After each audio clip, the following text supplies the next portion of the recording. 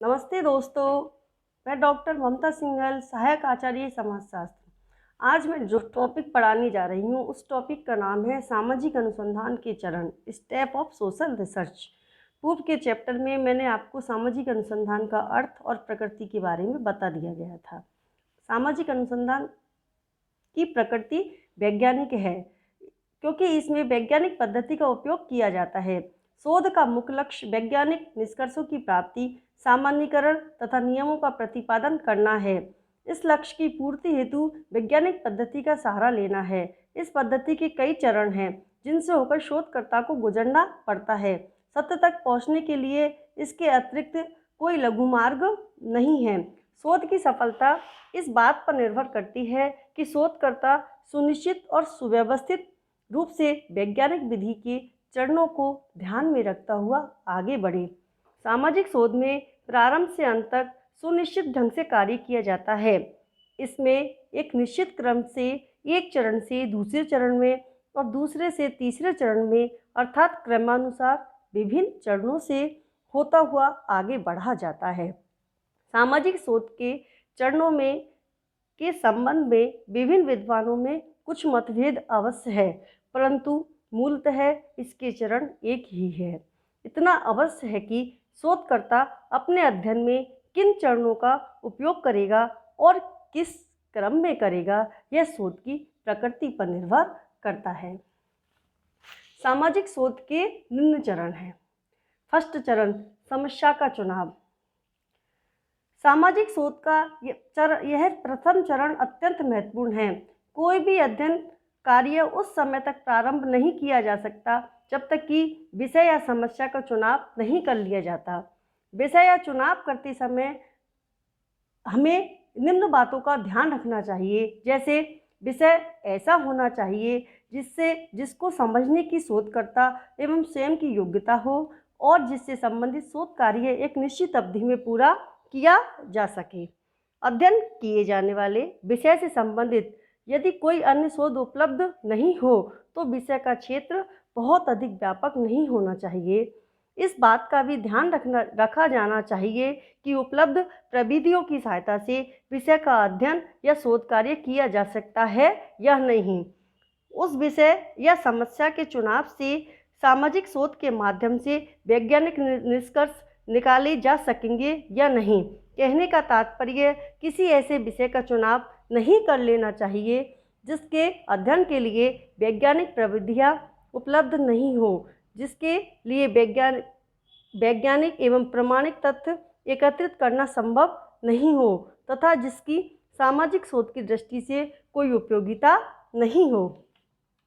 Second चरण है संबंधित साहित्य का अध्ययन, कि जब शोध करते हैं तो उसमें संबंधित साहित्य का अध्ययन क्यों अनिवार्य होता है, उसको करने से क्या फायदा होता है। विषय का चुनाव कर लेने के पश्चात दूसरा महत्वपूर्ण चरण संबंधित साहित्य का अध्ययन आता है। यदि अध्ययन विषय से संबंधित साहित्य का पुनरावलोकन किए बिना ही शोध कार्य प्रारंभ कर दिया जाता है तो इससे शोधकर्ता के एवं शोध प्रक्रिया के दोषपूर्ण होने की संभावना रहती है। अतः यह आवश्यक है कि प्रारंभ में ही शोध से संबंधित साहित्य का अध्ययन कर लिया जाए। संबंधित साहित्य में प्रलेख, लेख, पत्र, पुस्तकें, प्रतिवेदन, विषय से संबंधित शोध ग्रंथ आदि आते हैं। संबंधित साहित्य का अध्ययन करने से श्रीमती पीवी यंग के अनुसार निम्नलिखित लाभ होते हैं, जैसे शोधकर्ता को अध्ययन विषय के संबंध में ऐसी अंतर्दृष्टि प्राप्त होती है जिससे वह उचित प्रश्न कर सही सूचनाएं प्राप्त कर सकता है। शोध कार्य में उपयोगी पद्धतियों एवं प्रविधियों का ज्ञान हो जाता है। तीसरा, अवधारणाओं को समझने और प्राकल्पना के निर्माण में सहायता मिलती है। चौथा, किसी भी शोध कार्य को फिर से दोहराने की गलती से बचा जा सकता है। विषय से संबंधित उन पहलुओं पर ध्यान दिया जाता है जिन पर अन्य शोधकर्ताओं ने पूर्व में ध्यान नहीं दिया है। थर्ड स्टेप, इकाइयों का निर्धारण, डिटर्मिनेशन ऑफ यूनिट्स।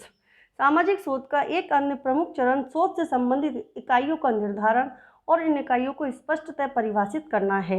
इकाइयों का निर्धारण करते समय इस बात पर विशेष रूप से ध्यान दिया जाना चाहिए कि इकाइयाँ अध्ययन के उद्देश्य से संबंधित हो और साथ ही संपूर्ण समग्र में एक रूपता रखने वाली हो।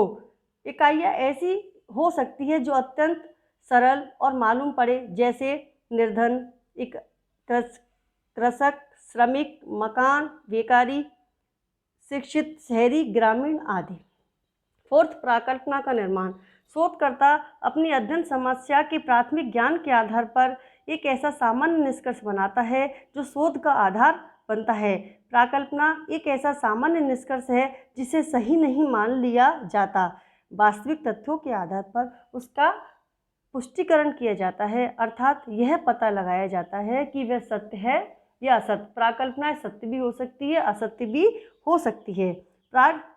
प्राकल्पना शोधकर्ता के कार्यों को सरल बना देती है, दिशाहीन अध्ययन पर अंकुश लगाती है, ऐसे तथ्यों को एकत्रित करने पर रोक लगाती है जो शोध कार्य की दृष्टि से आवश्यक नहीं है। अध्ययन क्षेत्र का निर्धारण। फिफ्थ स्टेप, अध्ययन क्षेत्र या शोध का निर्धारण मूलतः शोध विषय की प्रकृति पर निर्भर करता है। शोधकर्ता को अपने अध्ययन क्षेत्र का स्पष्टतः निर्धारण कर लेना चाहिए ताकि वस्तुनिष्ठ ढंग से तथ्यों का संकलन किया जा सके। शोध क्षेत्र के निर्धारण से तात्पर्य यही है कि शोध कार्य प्रारंभ करने से पूर्व शोधकर्ता को अपने अध्ययन क्षेत्र की सीमाओं, भौगोलिक, जनसंख्यात्मक तथा अन्य आधार पर निर्मित का निर्धारण कर लेना चाहिए। नेक्स्ट स्टेप है सूचनादाताओं का चुनाव। शोधकर्ता के लिए अध्ययन क्षेत्र की सभी इकाइयों से संपर्क कर तथ्यों को एकत्रित करना कठिन होता है। फिर भी यदि अध्ययन क्षेत्र काफ़ी सीमित हो तो क्षेत्र की प्रत्येक इकाई से सूचनाएं एकत्रित हो जाती है। इसे संगणना विधि के नाम से पुकारते हैं, परंतु इस विधि द्वारा अध्ययन में काफ़ी समय एवं साधन लगता है, अतः अध्ययन के लिए निदर्शन विधि या सैंपलिंग मेथड का प्रयोग किया जाता है। इस विधि द्वारा समग्र का प्रतिनिधित्व करने वाली कुछ इकाइयों का चुनाव कर लिया जाता है। समग्र में से कुछ इकाइयों का चयन मनमाने ढंग से नहीं करके निदर्शन या प्रतिचयन की निश्चित विधियों को काम में लेते हुए वस्तुनिष्ठ ढंग से किया जाता है ताकि सूचनादाताओं के चुनाव में किसी प्रकार की पक्षपात नहीं आवे। नेक्स्ट स्टेप, अनुसंधान का नेक्स्ट स्टेप निम्न है। सूचना के स्रोतों एवं अध्ययन के उपकरणों व प्रविधियों का निर्धारण। प्राकल्पना की जांच करने एवं सत्यता का पता लगाने के लिए तथ्य या सूचनाएं संकलित करना आवश्यक है। इसलिए शोधकर्ता को यह पता लगाना पड़ता है कि सूचना प्राप्ति के विश्वसनीय स्रोत कौन से हैं। सूचना के स्रोत मुख्यतः दो प्रकार के होते हैं, प्राइमरी स्रोत और सेकेंडरी स्रोत। प्राथमिक स्रोत वो होते हैं जिनसे सूचनाएं अध्ययनकर्ता क्षेत्रीय कार्य द्वारा प्रथम बार प्राप्त करता है और ये सभी प्राथमिक सूचनाएं कहलाती हैं। द्वितीयक स्रोत के अंतर्गत वे सभी सूचनाएं आती है जो पहले से ही दूसरों के द्वारा संकलित की गई हो, जैसे शोध ग्रंथ, पुस्तकें, पांडुलिपियाँ, अभिलेख, गजेटियर आदि सूचना के द्वितीयक स्रोत हैं। सूचना प्राप्ति के स्रोतों का पता लगा लेने के बाद शोध समस्या, सूचनादाताओं एवं क्षेत्र की प्रकृति को ध्यान रखते हुए ऐसे उपकरणों एवं प्रविधियों का चयन करना होगा जिसकी सहायता से प्रमाणिक एवं वस्तुनिष्ठ तथ्य एकत्रित किए जा सके। नेक्स्ट स्टेप, उपकरणों एवं प्रविधियों का पूर्व परीक्षण तथा अग्रगामी अध्ययन। पायलट स्टडी क्या होती है? इसका प्रश्न आपके परीक्षा के दृष्टिकोण से लघुत्तरीय पूछा जा सकता है। वास्तविक शोध कार्य प्रारंभ करने से पूर्व शोधकर्ता के लिए आवश्यक होता है कि शोध हेतु चुने गए उपकरणों एवं प्रविधियों की उन्हें छोटे पैमानों पर लागू करके जांच कर ली जाए। इससे उनकी कमियों या दोषों का पता लगा लिया जाए ताकि प्रारंभ में ही इन्हें दूर किया जा सके। इसे ही पूर्व परीक्षण या पद्धति शास्त्रीय परीक्षण कहते हैं। उपकरणों की जांच हेतु पूर्व परीक्षण किया जाता है, लेकिन मूल शोध कार्य प्रारंभ करने से पूर्व संपूर्ण शोध कार्य को छोटे पैमाने पर परीक्षण किया जाता है। इसमें यह पता लगाया जाता है कि चुना गया निदर्शन पर्याप्त है या नहीं, निदर्शन विधि उपयुक्त है या नहीं, वैज्ञानिक अध्ययन हेतु इन बातों का पता लगाना आवश्यक होता है। इस हेतु छोटे पैमाने पर लघु स्तर पर अनुसंधान किया जाता है। इसे पूर्वगामी अध्ययन कहते हैं। नेक्स्ट है तथ्यों का संकलन, अवलोकन एवं संकलन, observation and collection of data. शोध कार्य की संपूर्ण प्रक्रिया के तैयार हो जाने के बाद क्षेत्रीय कार्य प्रारंभ होता है। अब तथ्य संकलन हेतु अवलोकन तथा अध्ययन के अन्य उपकरणों एवं प्रविधियों का सहारा लिया जाता है। तथ्य संकलन में इस बात की पूरी सावधानी बरती होती है कि तथ्य पूर्णतः पक्षपात रहित होकर एकत्रित किए जाए, अर्थात वस्तुनिष्ठ तरीके से तथ्यों को एकत्रित किया जाए। नेक्स्ट स्टेप, तथ्यों का संपादन, संकेतन, वर्गीकरण एवं सारणीयन, editing, coding, classification and tabulation of data. तथ्यों के संकलन के बाद उनके विश्लेषण का कार्य प्रारंभ होता है। एक कुशल शोधकर्ता एकत्रित तथ्यों को इस प्रकार प्रस्तुत करता है कि वे सजीव मालूम पड़ने लगते हैं। सर्वप्रथम शोधकर्ता तथ्यों का संपादन करता है। विभिन्न प्रविधियों द्वारा एकत्रित तथ्यों की जांच की जाती है, कमियों को दूर किया जाता है। इस स्तर पर अनावश्यक सूचनाओं को निकाल दिया जाता है तथा शेष सूचनाओं को क्रमबद्ध रूप में जमा लिया जाता है। प्रत्युत्तरों को अर्थपूर्ण श्रेणियों में बांटने की प्रक्रिया को संकेतन के नाम से पुकारते हैं। यहाँ लोगों से प्राप्त व्यक्तिगत उत्तरों को कुछ समूहों में रखा जाता है। विभिन्न उत्तरों के संकेतों को प्रतीकों, संख्याओं की सहायता से व्यवस्थित बनाया जाता है। इसके बाद शोध के उद्देश्यों के आधार पर तथ्यों को विभिन्न वर्गों में वर्गीकृत किया जाता है। तथ्यों का वर्गों में विभाजन, वर्ग निर्माण की प्रक्रिया ही वर्गीकरण के नाम से जानी जाती है। वर्गीकरण केवल संख्यात्मक तथ्यों का ही नहीं बल्कि गुणात्मक तथ्यों का भी किया जाता है।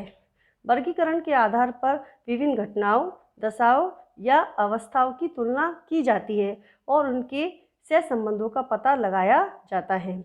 सारणीयन में वर्गीकृत तथ्यों को संक्षिप्त रूप प्रदान करने हेतु संख्यात्मक सारणियों में रखा जाता है। ऐसा करने से वर्गीकृत तथ्य अधिक अर्थपूर्ण और स्पष्ट हो जाते हैं। नेक्स्ट है तथ्यों का विश्लेषण एवं विवेचन। इस स्तर पर विभिन्न प्रविधियों की सहायता से संकलित तथ्यों का विश्लेषण एवं विवेचन किया जाता है। यहाँ एकत्रित किए गए तथ्यों का अर्थ निकालने और प्राकटना की सत्यता असत्यता का पता लगाने का प्रयत्न किया जाता है। नेक्स्ट स्टेप है सामान्यीकरण एवं नियमों का प्रतिपादन। इसमें वैज्ञानिक निष्कर्षों पर पहुंचकर नियमों एवं सिद्धांतों का प्रतिपादन किया जाता है। तथ्यों के विश्लेषण एवं विवेचन के आधार पर वैज्ञानिक निष्कर्ष निकाले जाते हैं जो कि अति संक्षिप्त होते हैं। शोधकर्ता इन निष्कर्षों के आधार पर नियमों का प्रतिपादन करता है। शोधकर्ता शोध के अंत में प्रतिवेदन प्रस्तुत करता है। इस रिपोर्ट के प्रथम भाग में शोध हेतु अपनाई गई विधियों का उल्लेख किया जाता है तथा अवधारणाओं को स्पष्टतः समझा जाता है। दूसरे भाग में अध्ययन विषय से संबंधित विभिन्न तथ्यों को प्रस्तुत किया जाता है और तथ्यों के बीच पाए जाने वाले कारणात्मक संबंध का उल्लेख किया जाता है। तीसरे भाग में सामान्य निष्कर्ष निकाले जाते हैं और नियमों का प्रतिपादन किया जाता है। अभी तक के विवेचन से स्पष्ट है कि सामाजिक शोध एक लंबी प्रक्रिया है। वैज्ञानिक निष्कर्षों तक पहुंचने एवं नियमों के प्रतिपादन हेतु आवश्यक है कि शोध के प्रत्येक चरण से संबंधित विभिन्न प्रकार के कार्यों का निष्पादन निष्पक्ष रूप से सावधानीपूर्वक किया जाए। साथ ही वैज्ञानिक दृष्टिकोण सर्वत्र बनाए रखना भी अनिवार्य है। इसी प्रकार के शोधों से प्राप्त सामान्यीकरण एवं नियम ही किसी विषय के ज्ञान को भंडार को बढ़ाने में योगदान देते हैं। आपसे सामाजिक अनुसंधान पर छोटे लघु स्तरीय प्रश्न पूछे जा सकते हैं, जैसे समस्या का चुनाव, सूचनादाता का चुनाव, पूर्व परीक्षण क्या होता है, इसके बारे में समझाओ। आपसे बड़ा प्रश्न परीक्षा के दृष्टिकोण से यह पूछा जा सकता है कि सामाजिक अनुसंधान की प्रक्रिया के विभिन्न चरणों का वर्णन कीजिए।